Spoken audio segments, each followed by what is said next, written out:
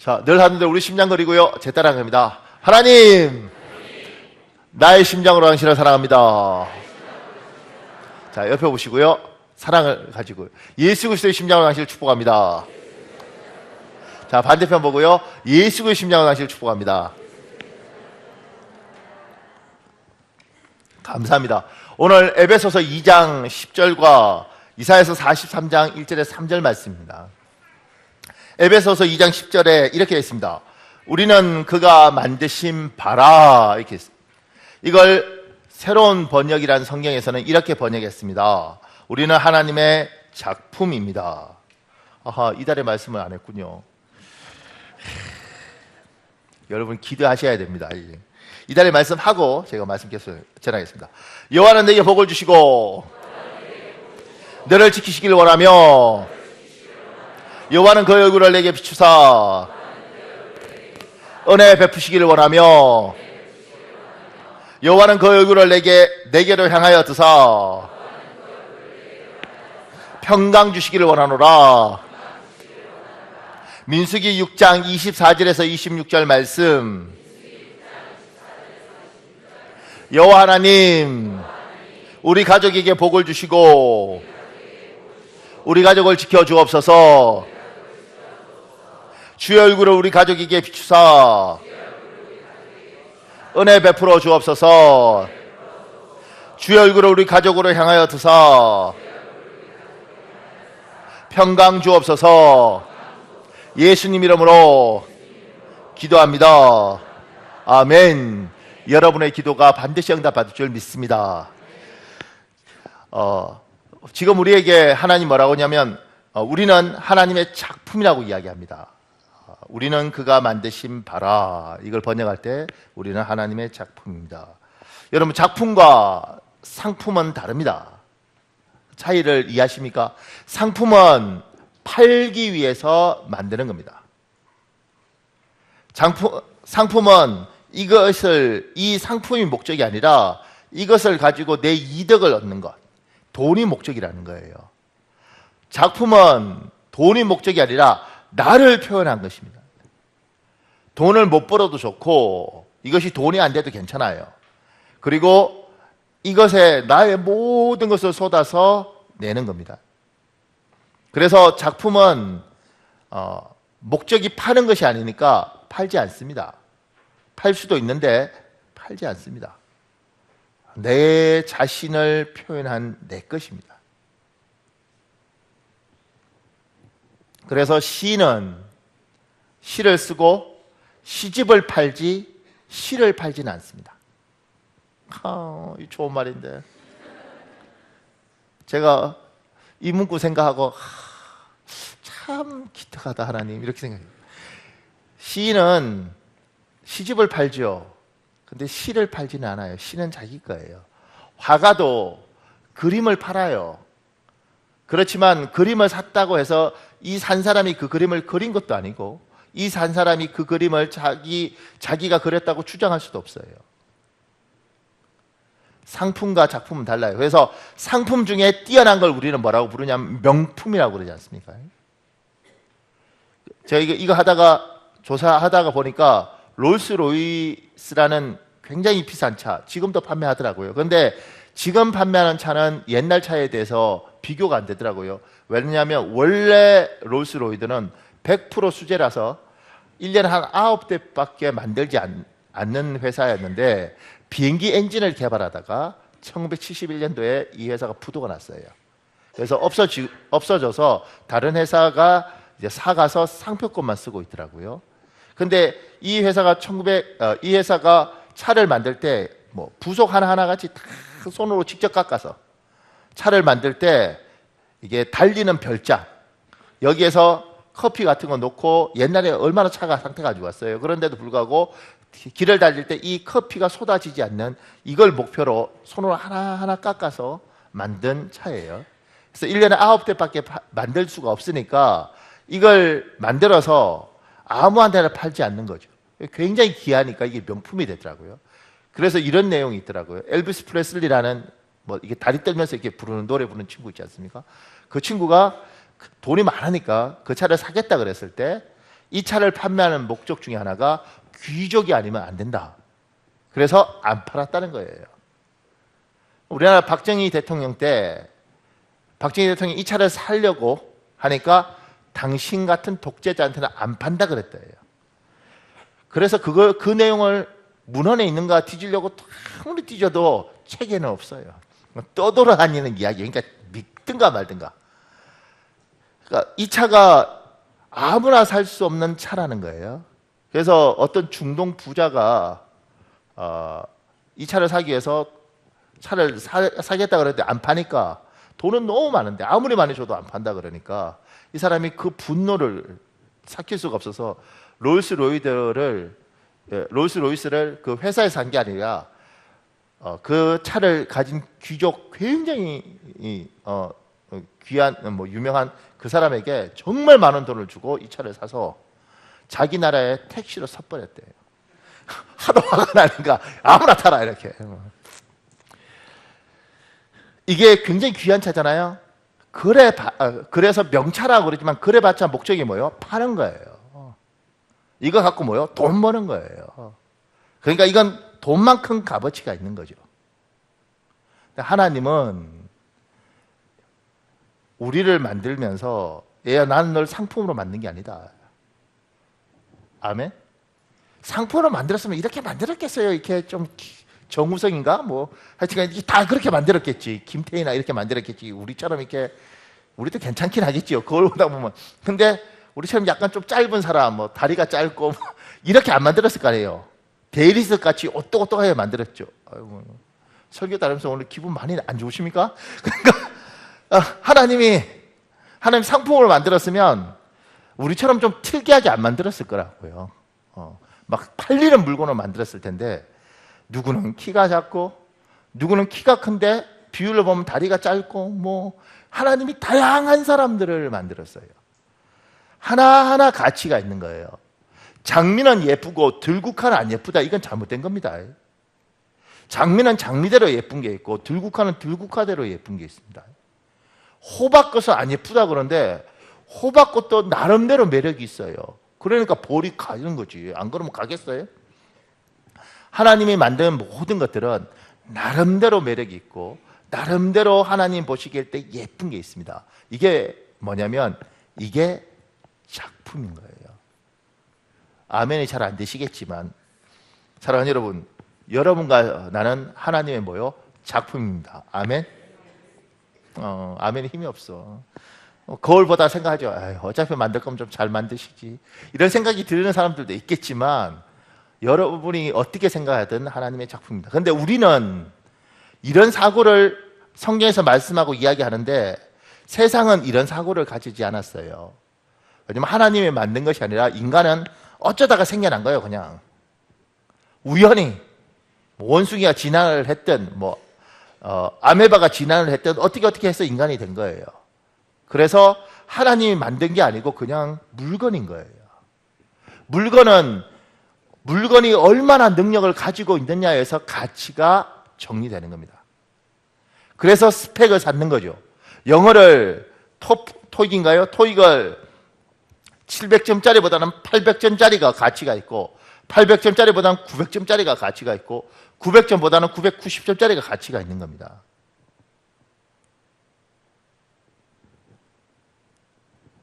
대한민국에 있는 어떤 대학보다 서울대를 나오면 가치가 있고 서울대보다 미국에 있는 하버드를 나오면 가치가 있는 거예요. 이 땅이 우리에게 주입한 가치는 너 자체는 별거 없는 거예요.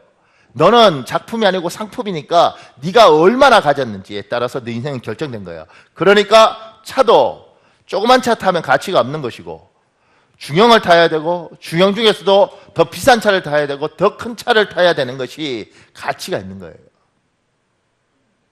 이게 세상이 원하는 요구인 겁니다.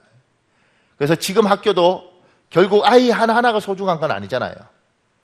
성적을 매겨서 학교의 가치를 높여줄 수 있는 아이, 좋은 대학을 가는 아이를 인정을 하고 걔 때문에 반평균이 깎아먹고 걔 때문에 학교의 진학률이 낮아지면 이 아이는 무가치한 아이가 되는 거라고요.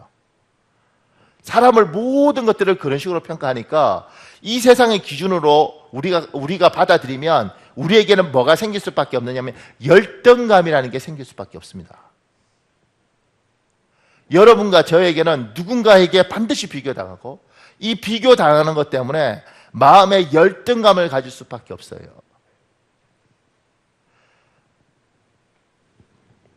이무석 박사라는 사람이 쓴 책에 그분이 참 기독교인으로서 정신분석학자로서 참 대단한 분이에요. 이런 내용이 나옵니다.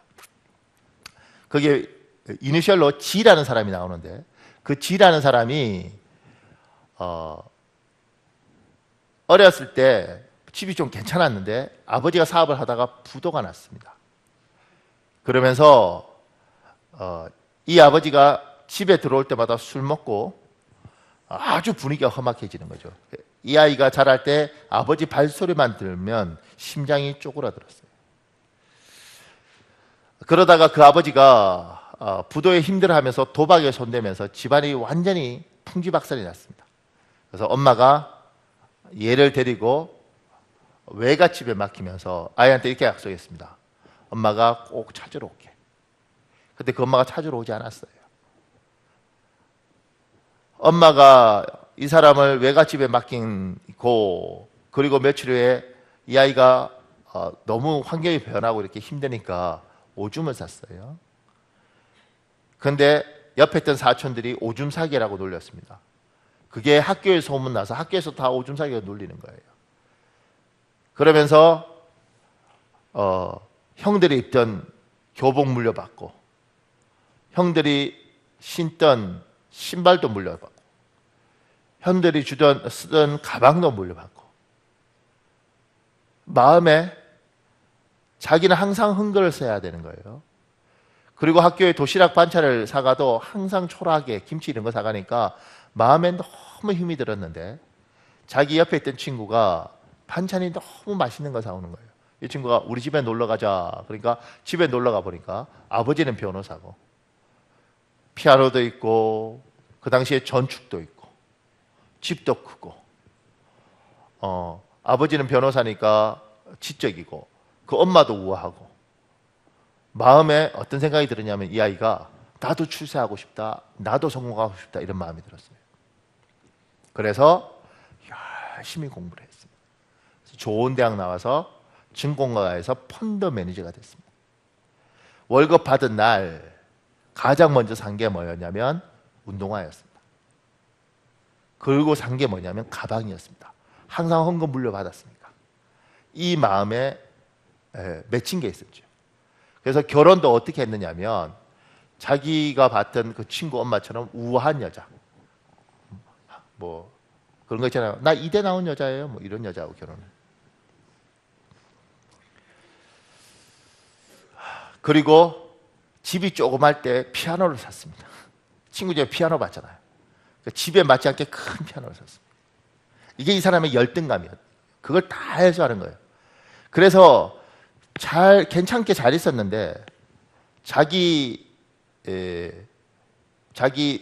부인이 큰 딸이고 둘째 딸이 있는데 여기가 이제 그 동서를 이제 둘째 사이가 들어온 거죠. 이 사이가 집이 부자예요. 근데 또 의사예요.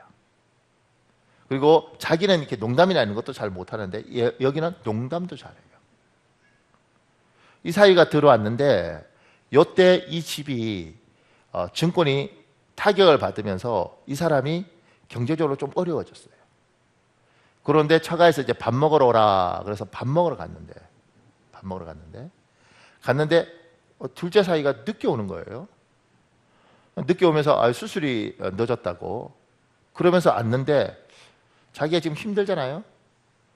들어오는데 자기 보고 사과를 안 했어. 저 자식이 날 무시하나? 내가 요새 힘들다고? 이런 생각이 들었어요.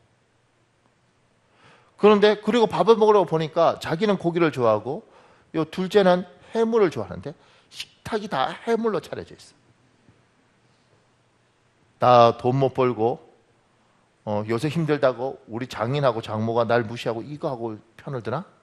근데 여기가 농담을 하고 이러면 막 다 웃어. 심지어 자기 만화도 막 웃어.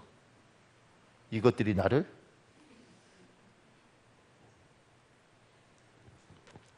근데 여기가 이제 이야기하다가 형님 요새 펀드가 어렵다면서요.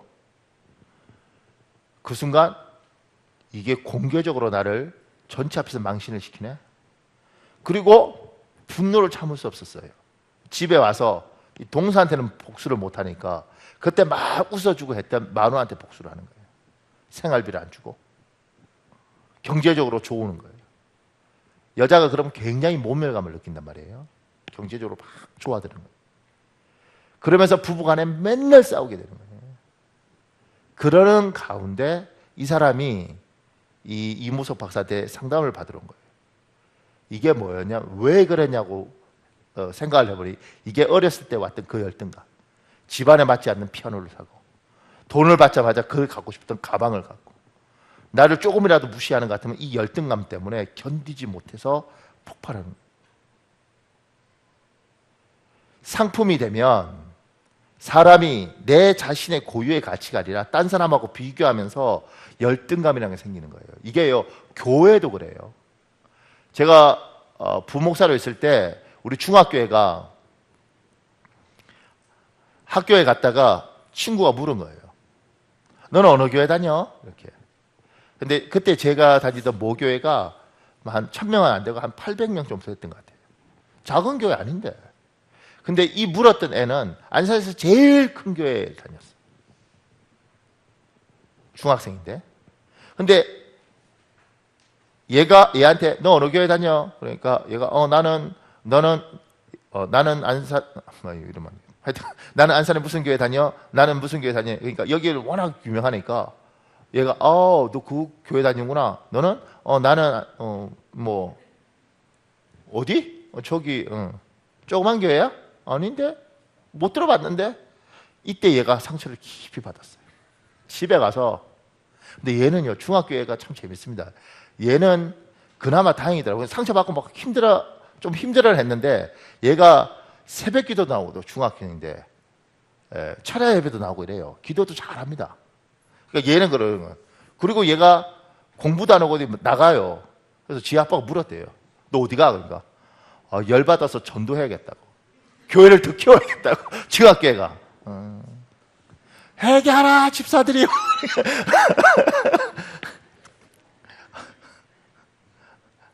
이름이 백준기인데 하여튼 좀 특이한 애예요.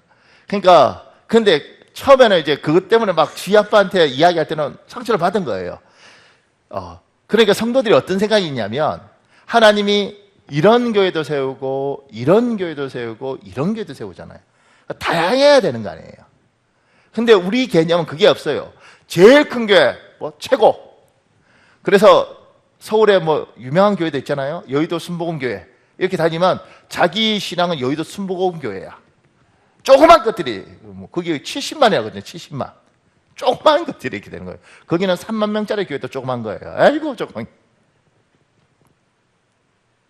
사랑의 교회 이렇게 이런 데 다니면 나는 사랑의 교회야. 조그만 것들이. 여기서 차례하고 새벽 기도하고 성경 뭐 이를테면 백독하고 소용없어요. 조그맣게 이렇게. 이게 뭐요? 이게 상품의 가치가 들어와서 비교하고 그 속에 성도들이 열등감 느끼고 피곤해하고 하나님은 요런 교회도 세우고 요런 교회도 세우고 요런 사람도 세워요. 하나님은 이런 목사도 세우고 이런 목사도 세우고 이런 목사도 세우는 겁니다. 아멘. 그러니까 어떤 분이 그러다고 나한테 목사님 수원의 어떤 교회 목사님은 그렇게 잘생겨서 성도가 너무 잘생겨서 그 교회 갔대. 그리고 나를 보러 눈빛이 너는 왜 이렇게 생겼니? 뭐 이런 눈빛 같아. 하나님이 이런 분도 만들고 이런 분도 만들고 이런 분도 하나님이 이런 교회도 있고 이런 교회도 있는 거예요. 하나님이 하나 자기 교회를 자기가 깎고 다듬어서 그래 너희는 이렇게 쓰고 얘야 너희는 이렇게 쓰고 그래 너희는 이렇게 쓰고 이렇게 쓰는 거라고. 목사를 만들었어도 하나 그래 너는 말씀으로 예쁘게 그래 너는 기도로 예쁘게 얘야 그래 넌 찬송으로 예쁘게. 이거 다 가지면 어떻게 될 것 같아요? 그거 다 다 가진 목사님 저는 이것도 가지고 이것도 가지고 이것도 가지고 다 가진 목사님하고 살고 싶어요. 그분은 이미 들림 받았어요. 이 땅에 없어 그런 사람. 하나님 다 부족한 사람들 데리고 일을 하시는 거예요. 여러분이나 나나 다 부족한 거예요. 그걸 인정하는 거죠. 그럼에도 불구하고 우리는 다른 사람하고 비교하는 상품이 아니라 하나님의 뭐요? 작품입니다. 사랑하는 여러분, 여러분은 하나님의 작품입니다. 아멘. 비교하지 말고 열등감에 시달리지 말고 헤매이지 마십시오. 근데 이렇게 말을 해도 사람은 그래요. 목사님, 그래도 우리가 값이 얼마나 나갈까요?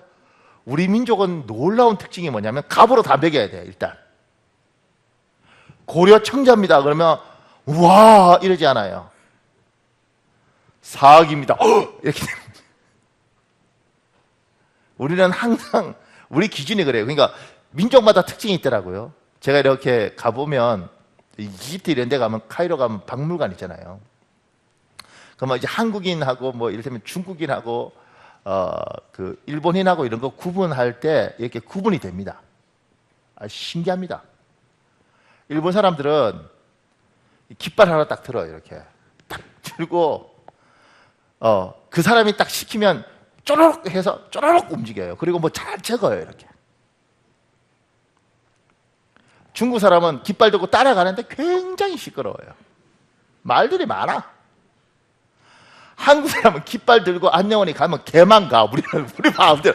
진짜입니다. 진짜 희한합니다. 그리고 뭐 도자기 그런 데 가면 이제 박물관 뭐 만지면 안 되잖아요. 근데 이집트 카이로 박물관 같은 경우는 이게 거의 창고예요. 이렇게 뭐 정신 하나도 없이 물건을 막 재해놨다고요. 워낙 많으니까. 그러면 기본적으로 안 만져야 되잖아요. 근데 일본 사람들은 안 만지더라고요. 이렇게 그냥 보더라고. 우리는 만져요. 꼬박꼬박 이렇게. 왜냐면 지어봐야 돼. 중국 사람은요. 흔듭니다. 이게 달라요. 이렇게 가만 보고 있으면 형태가 달라요. 근데 우리는 만나면 반드시 누굴 만나든지 간에 나이를 확인해야 됩니다. 나이를 확인하고 아니면 고향이나 이런 걸 확인하고 이게 내 위인지 내 밑인지 내하고 어떻게 엮여 있는지 확인을 해야지 우리는 편한 민족이에요. 내하고 관계없구나. 막 해도 돼. 가만 있어봐. 어디에요? 혹시 그 중학교? 그럼 누구 알아요? 나 이렇게 해야 돼. 왜 그렇게 살아야 되는지 모르겠지만 우리 민족은 뭐 하여튼간 특징들이 있어요. 그래서 상품이든 작품이든 작품은 값으로 매길 수 없다고 이야기했음에도 불구하고 우리는 기어이 뭐요? 가격을 매겨놔야지 편한 민족이에요. 자, 묻겠습니다. 여러분의 가격은 얼마쯤 될 것 같아요?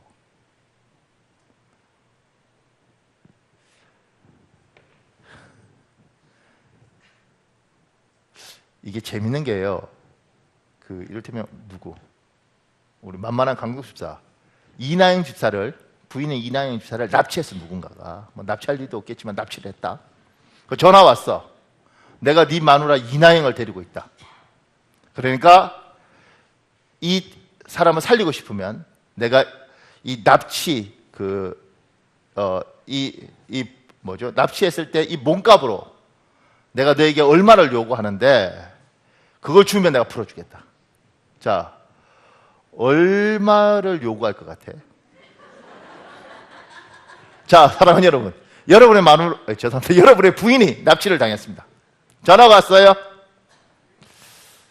얼마를 요구할 것 같습니까? 일단 이게 재밌더라고요. 뭐 이를테면 한 3천만 원, 5천만 원. 그 순간 뭐요? 여러분의 부인이 3천만 원짜리, 5천만 원짜리가 되는 거예요. 10억 이러면 여러분의 부인이 10억입니다. 그러니까 남자들 계산돼 보십시오. 내 마누라 얼마짜리일까? 근데 전화인데 임질범이 강수집사 50만 원만 주면 풀어주겠다. 진짜 나쁜 놈이야. 내 마누라 50만 원짜리밖에 안 되겠어. 이게 뭐요? 그 임질범이 몸값을 요구할 때 이 사람의 가치를 이렇게 재는 거잖아요. 이게 뭐요? 이게 가치예요. 재밌더라고요. 가만 생각해보니까 얼마를 요구할까? 근데 지금 우리 마태복음 20장 28절에 있습니다. 요거 제가 읽어드릴게요. 인자가 온 것은 섬김을 받으려 함이 아니라 도리어 섬기라고 자기 목숨을 많은 사람의 대속물로 주려 함이라. 대속물이 이렇게 값을 치른다는 거거든요. 요 말이 어려운데 현대인의 성경은 이렇게 했습니다. 여러분 읽어보십시오. 시작.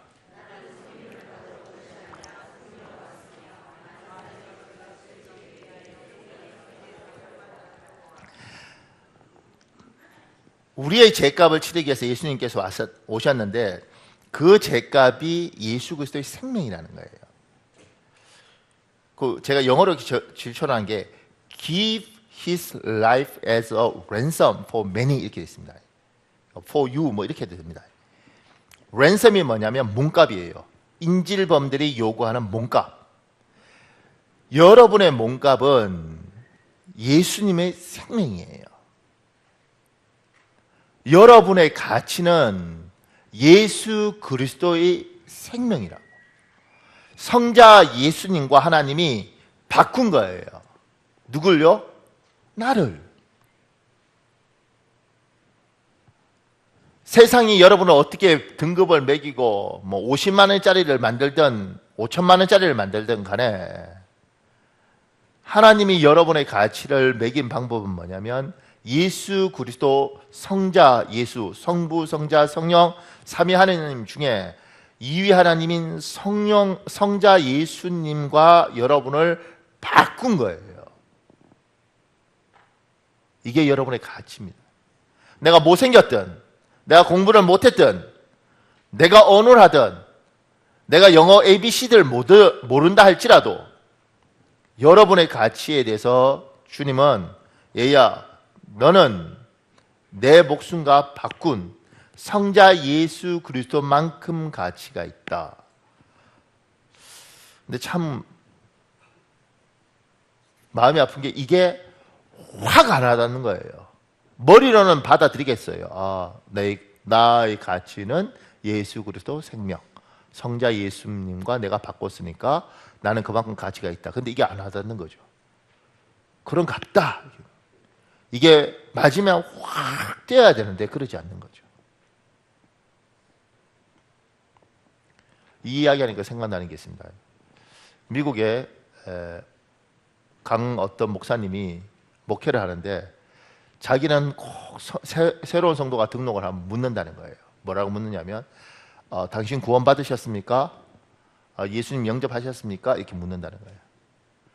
그러면 이제 미국 교회니까 한국에서 이렇게 이민 온 사람들, 심지어 장로님이나 이런 분들도 오잖아요. 그러면 자기가 밥 먹다가 딱 묻는다는 거예요. 장로님, 우리 교회 등록하셨으니까 제가 질문하겠습니다. 구원 받으셨습니까? 예수님 영접하셨습니까? 그러면 장로님이 이런다는 거예요. 목사, 제가 장로입니다. 잠깐만요, 장로님. 예수 그리스도 영접하셨습니까? 구원의 확신이 있습니까? 목사님 사람 무시하는 거예요. 내가 장로입니다. 이분 성질 안 좋은가 봐요. 이 목사님이 왜 바짝 발랐거든요. 장로님이면 구원의 확신이 있냐고 물었지만 내가 장로입니다 이렇게 말을 하면 안 되고 감격을 하셔야죠. 감격을. 나 같은 게 구원받았구나. 감격을 해야지. 내가 날 무시해요 이렇게 가면 안 되지 않습니까? 참 그 이야기가 많이 와닿더라고요. 지금 여기도 당신의 생명은 예수님 생명하고 바꾼 거예요. 이렇게 말할 때 아멘 그래 예수님이 날 위해서 돌아가셨구나 이렇게 오는 게 아니고 그렇구나 내가 귀하다는 이야기네.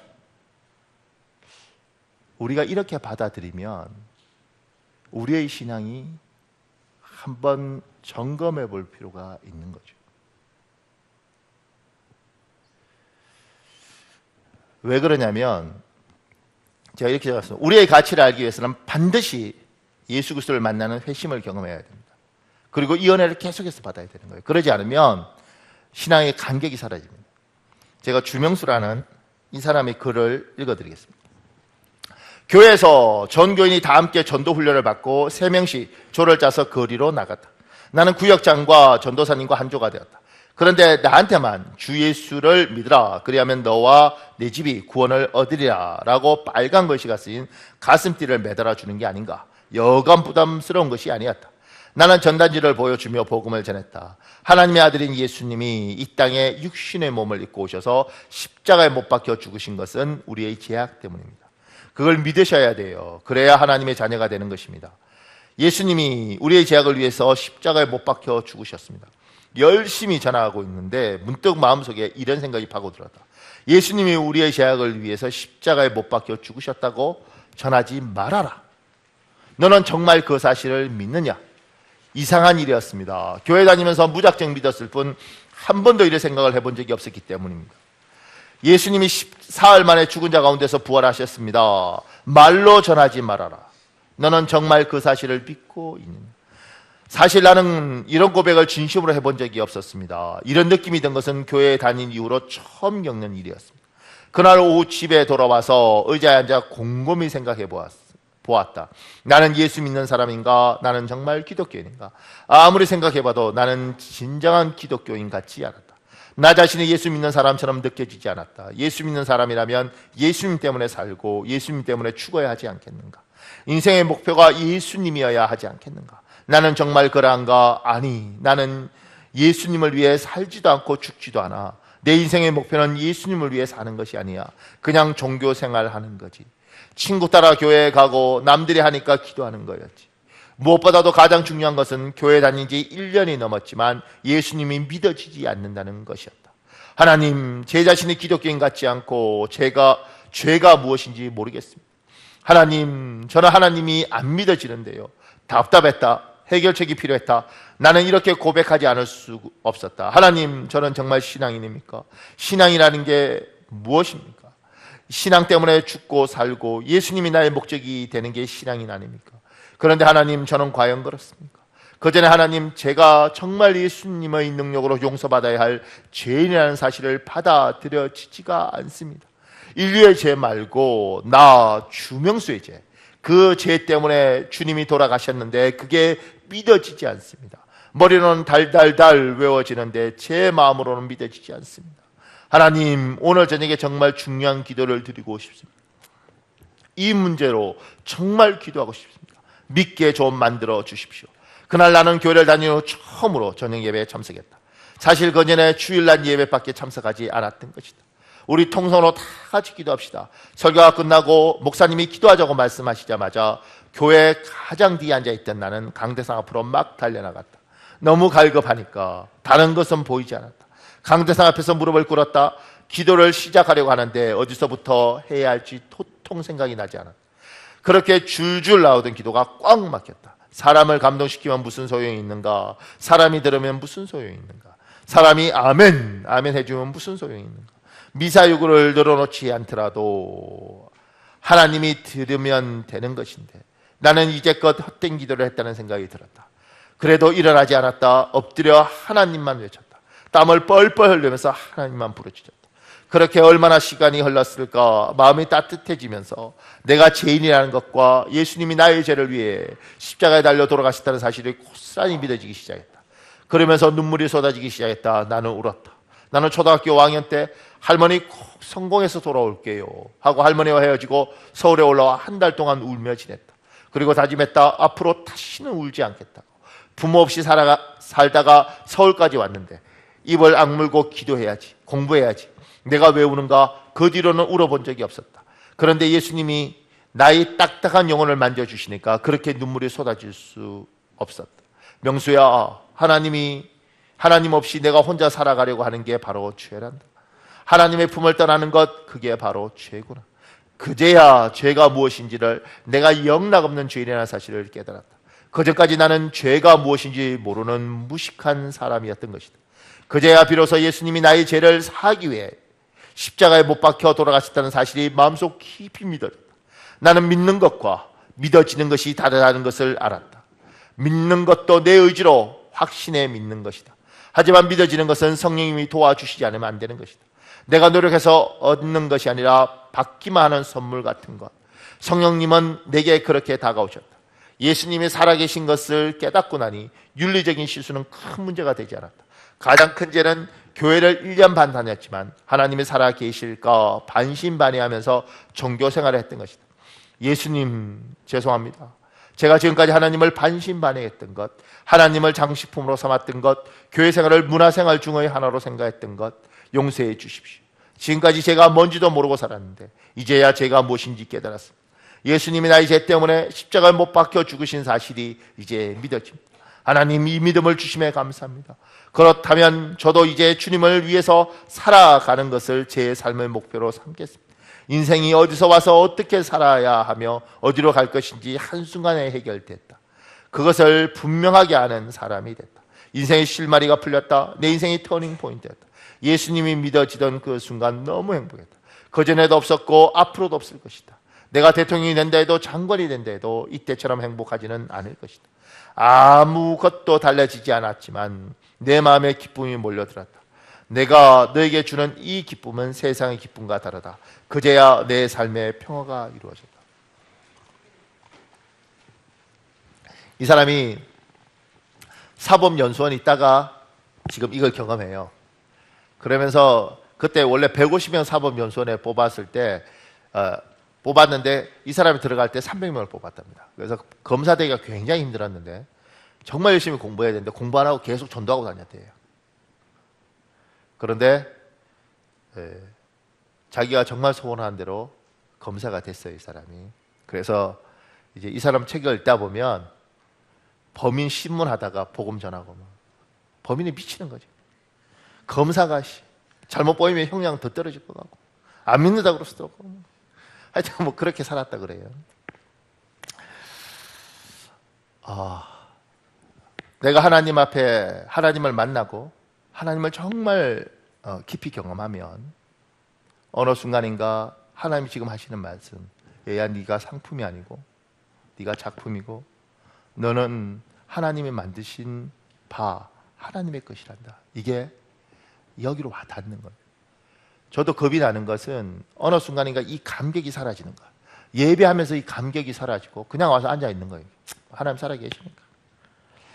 이것만큼 슬프게 신앙생활을 하는 것은 없는 것 같아요. 이것만큼 어렵게 신앙생활을 하는 거 없는 것 같아요. 오늘 같은 날씨는 아침에 일어나기 굉장히 싫지 않습니까? 일어나기 싫은데 예배 오는 건 얼마나 힘들겠어요. 이렇게 힘들게 왔을 때 꼭 하나님 만나시는 역사가 있길 예수님으로 축복합니다. 하나님이 너는 나의 작품이다 이렇게 이야기하시면서 이사야서 43장 1절에 3절에서 뭐라고 이야기하면 너는 내 것이래요. 하나님이 너는 내 것이라고 이야기할 때 우리 이사야 43장 2절에 이렇게 있습니다. 이걸 차라리 같이 읽을까요? 이사야 43장 2절 시작. 내가 물 가운데로 지날 때에 내가 너와 함께 할 것이라. 강을 건널 때에 물이 너를 침몰하지 못할 것이며 내가 불 가운데로 지날 때에 타지도 아니할 것이요 불꽃이 너를 사르지도 못하리니. 제가 현대자동차나 뭐 이런 차들이 잘못 만들면 리콜 하더라고요. 다시 회수해요. 그리고 고치고 뭐 이렇게 해서 보내고 이러더라고요. AS 시켜주고. 내가 판 물건도 상품도 그러는데 자기 작품이잖아요. 제가 이렇게 적어놨습니다. 우리는 하나님의 것이기에 하나님은 우리를 유지, 관리, 보수, 심지어 업그레이드까지 하십니다. 하나님이 여러분과 나를 그냥 놔두는 것이 아니라 자기 것이니까 때 묻지 않도록 자기 것이니까 때 되면 케이스도 갈면서 하나님이 유지, 관리, 보수, 심지어 업그레이드 하시는 거예요. 그러니까 책임지고 끊임없이 물 가운데 가든지 물이 너를 침몰하지 못하고 불 가운데 가든지 불이 너를 상치 못하게 하나님이 돌보시는 거예요. 하나님이 여러분을 이렇게 인도해 가면 깨어 기도하면서 이 인도함을 좀 잘 쫓아갔으면 좋겠어요. 제가 가장 답답한 것은 하나님이 우리를 인도해 가고 있는데 어떻게 인도해 가는지 감각이 없어요.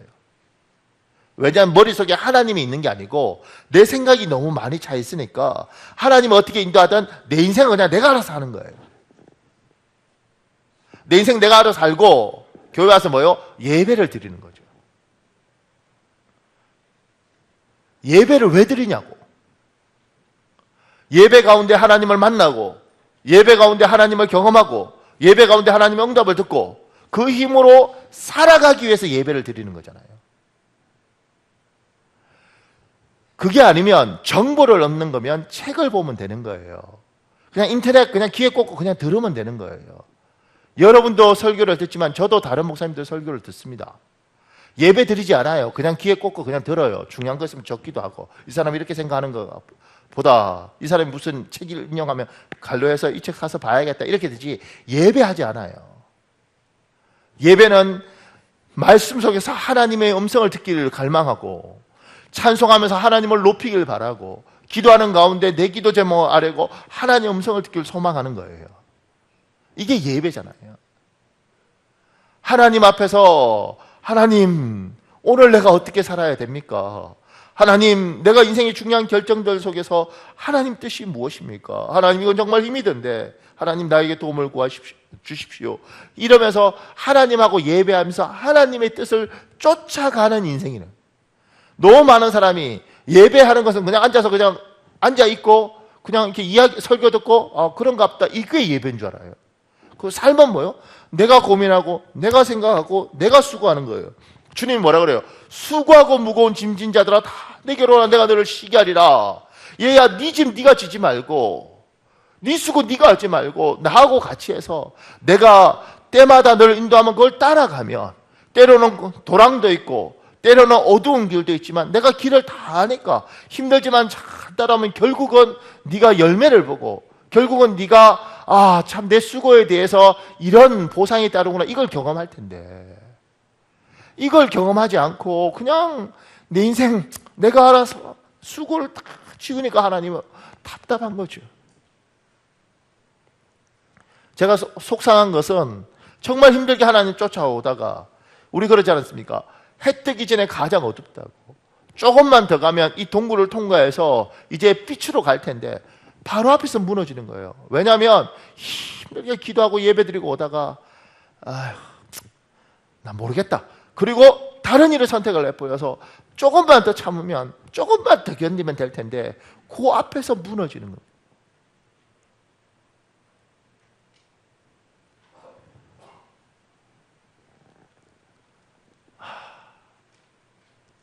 제 따라해볼래요? 끝까지 가면 간증이 남고 가다 말면 고생이 남는다. 참 좋은 말이에요. 누가 했느냐면 박현우 목사가 참 좋은 끝까지 가면 이러려고 그러셨구나. 이거 주려고 내가 그렇게 많이 눈물 흘렸고 이거 주려고 내가 그 고생을 했는데 주님이 결국 이걸 주려고 하셨구나. 주님 고맙습니다. 어떻게 이런 보석을 숨겨두셨나요? 이 열매가 남는 거예요. 열심히 쫓아가다가 바로 앞에서 푹 무너지면 하나님 정말 살아계신 거 맞습니까? 누구는 복도 받던데 나는 왜? 하나님이 얘야 끝까지 와야지. 마라톤 42.19km 열심히 1등으로 달리다가 30m 앞에서 푹 주저앉으면요 메달 없는 거예요. 남편한테 핍박받고 어떨 때는 남편이 새벽 기도하면 다리 붕덩이 부러뜨린다는 이야기 듣고 힘들게 기도하면서 어려운 시간 눈물로 버텨오던 사람들이 무너질 때 되면 여기 정말 목사 마음 아픕니다. 우리 목사들이 잘하는 이야기 있어요. 산에 놀러 갔다가 새 울잖아요. 새가 뭐 삐약 울든 뭐 울든 이렇게 울면 우리가 이렇게 말을 해요. 새야 너 왜 우냐? 너는 목회도 안 하는데 왜 울어? 목회하면서 우는 게 내 인생 때문에 우는 게 아니라고요. 저는 복이 많아요. 아들만 뭐요? 3명. 제가 중국 살 때는요, 중국에 지금은 이제 풀렸는데 중국에 애 하나 놓는다고 하나.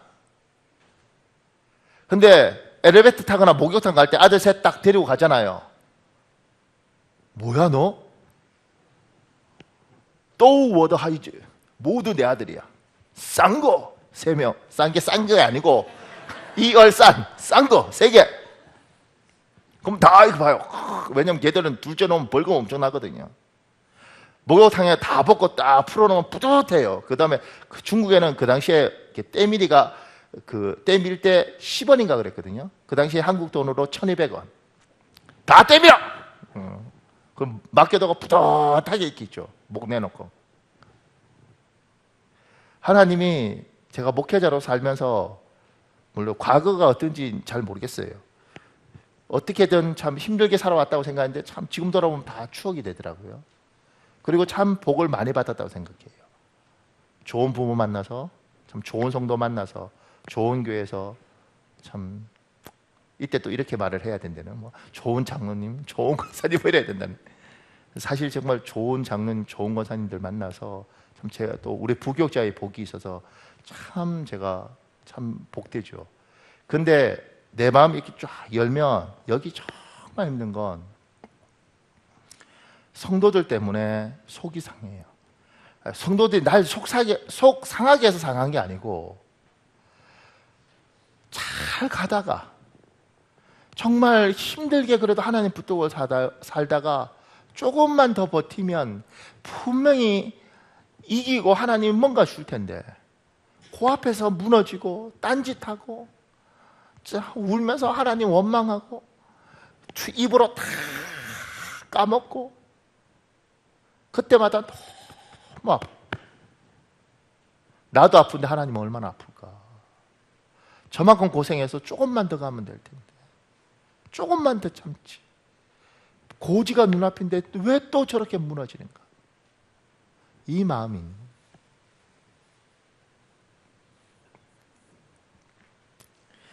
하나님이 사랑하는 여러분, 하나님이 지금도 여러분과 저를 인도해 가십니다. 아멘. 그 하나님의 음성을 잘 따라 살길 예수님으로 축복합니다. 제가요 여기 찬양 붙여놨잖아요. 이 찬양은 한 20년 전에는 정말 많이 불렀어요. 지금은 잘 안 불러요. 왜 안 부르냐면 내일 일은 난 모르는 게 아니야. 왜냐하면 인터넷 뒤지고 뭐 이렇게 해서 내일이고 모레고 다 알아요. 일기예보도 옛날에는 하루 꼬마 해줬는데 지금은 일주일 것도 해요. 더 웃긴 거는 CNN 보면 전 세계 일주일 걸 해줘요. 근데 이 가사 내일은 난 몰라요. 하루하루 살아요. 불행이나 요행함도 내 뜻대로 못해요. 그리고 그 얘기 있죠. 험한 이 길 가고 가도 끝은 없고 곤해요. 주님 예수 팔레미사 내 손 잡아주소서. 내일 일은 난 몰라요. 장래일도 몰라요.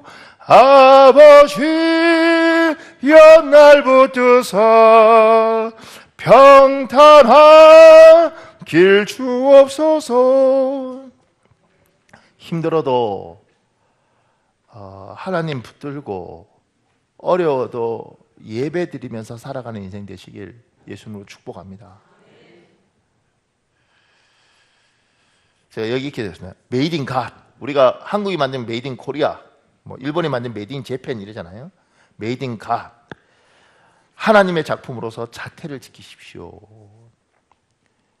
하나님이 우리에게 이 땅에서 살길 원하는 모습들이 있어요.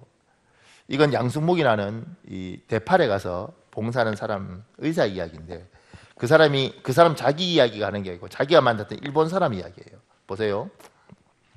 1995년 12월쯤이니까 현지 적응훈련을 받느라 정신없던 시절이었습니다.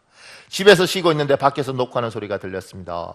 네팔에 들어온 지 고작 4개월, 집을 오갈 만큼 친한 친구는 아직 사귀지 못했습니다. 문을 열고 나가보니 키가 자그마한 초로의 신사가 헬멧을 벗으며 인사를 했습니다. 파탄 병원에서 해부 병리 전문의로 일하는 일본인 의사 기무라 선생이었습니다.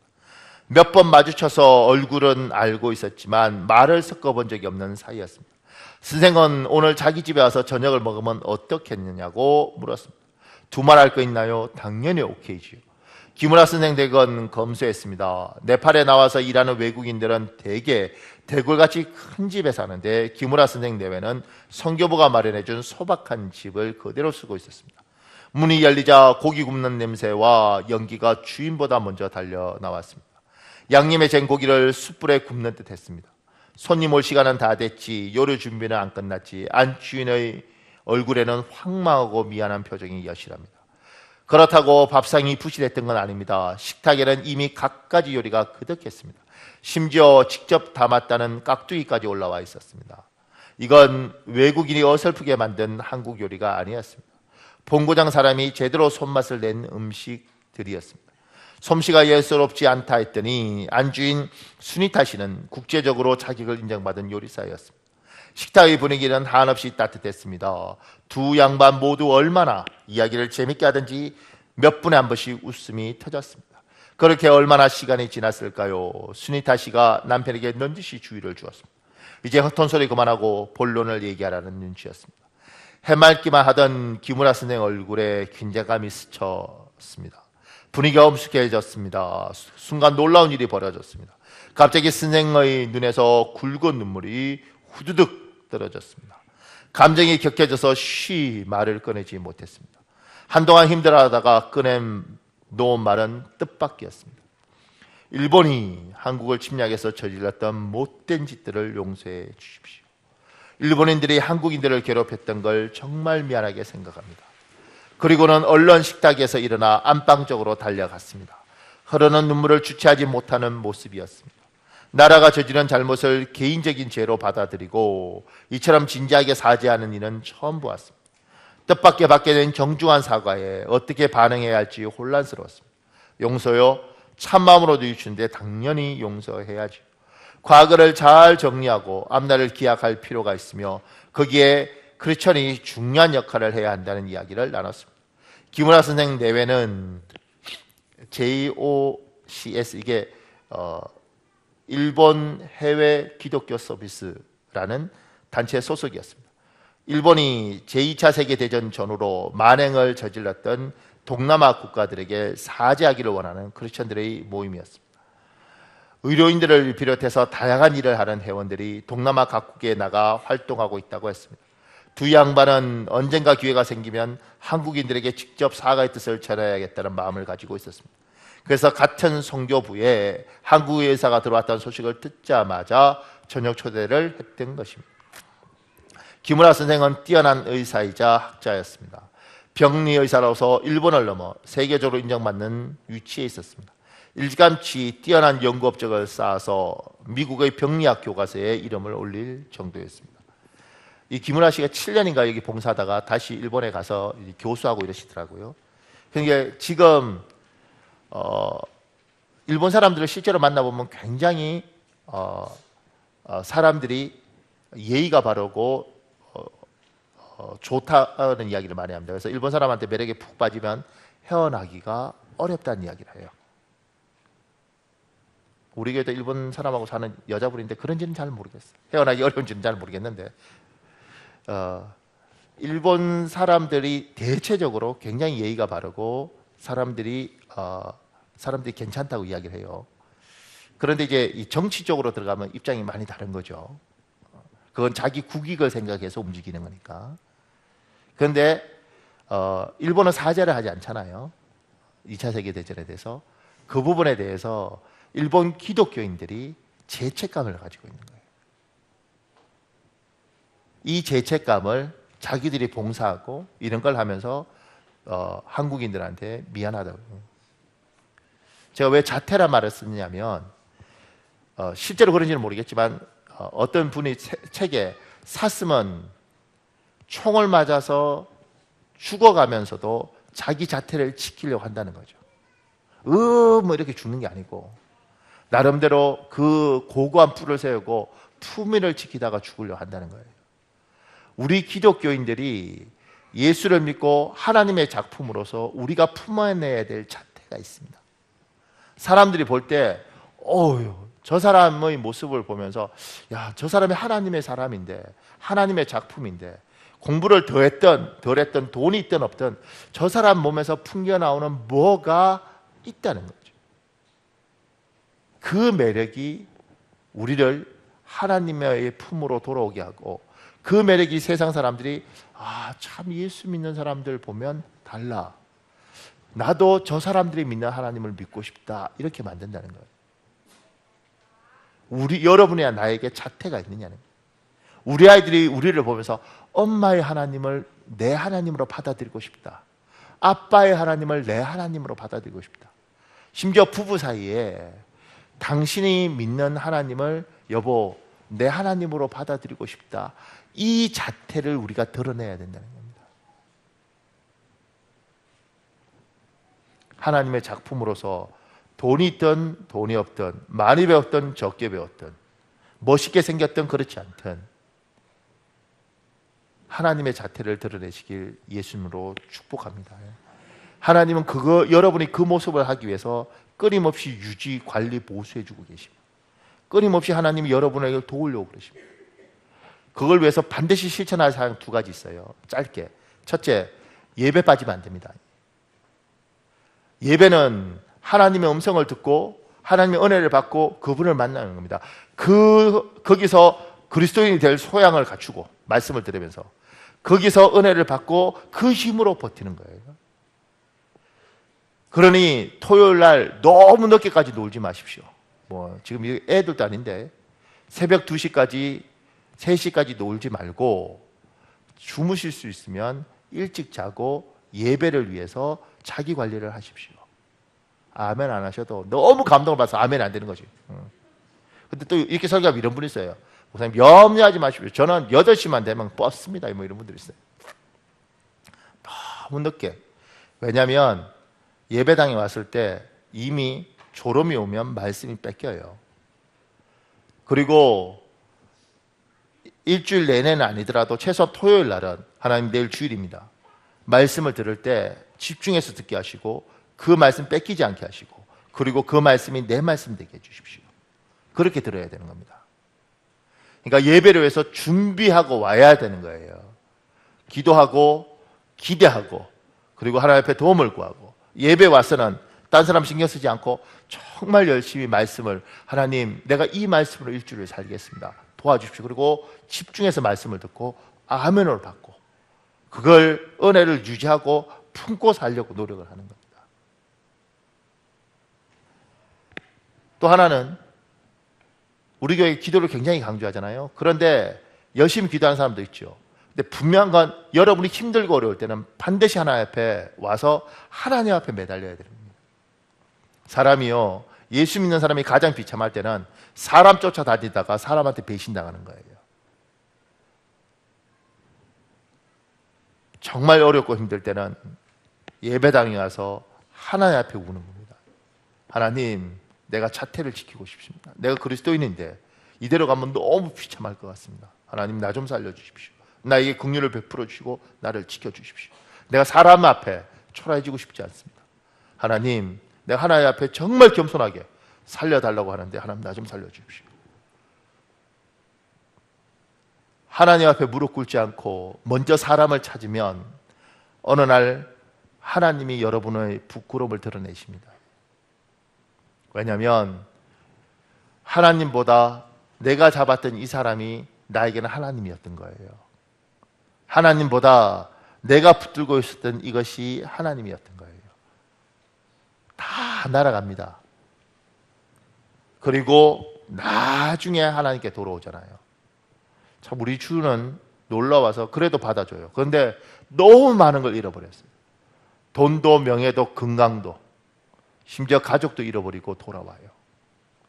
그러기 전에 하나님 앞에 무릎 꿇고 하나님 도와주십시오. 내가 기독교인으로서 자태를 지킬 수 있도록, 하나님이 나의 인생을 유지, 관리, 보수, 업그레이드 시킬 때 주님 내가 그걸 따라갈 수 있도록. 그래서 예배는 결단하십시오. 오늘 예배는 무슨 일이 있어도 나는 예배를 빠지지 않겠다. 아멘. 이건 결단을 하셔야 됩니다. 그렇다고 또 남편을 하고 치고받고 싸우면서 예배를 지키고 이러지 말고 결단을 하는 겁니다. 무슨 일이든지 예배를 빠지지 않겠다. 그리고 하나님, 내가 예배 가운데 반드시 하나님을 만나고 은혜를 받겠습니다. 이 시간만큼 내가 승리하겠습니다. 예배에 반드시 승리하겠습니다.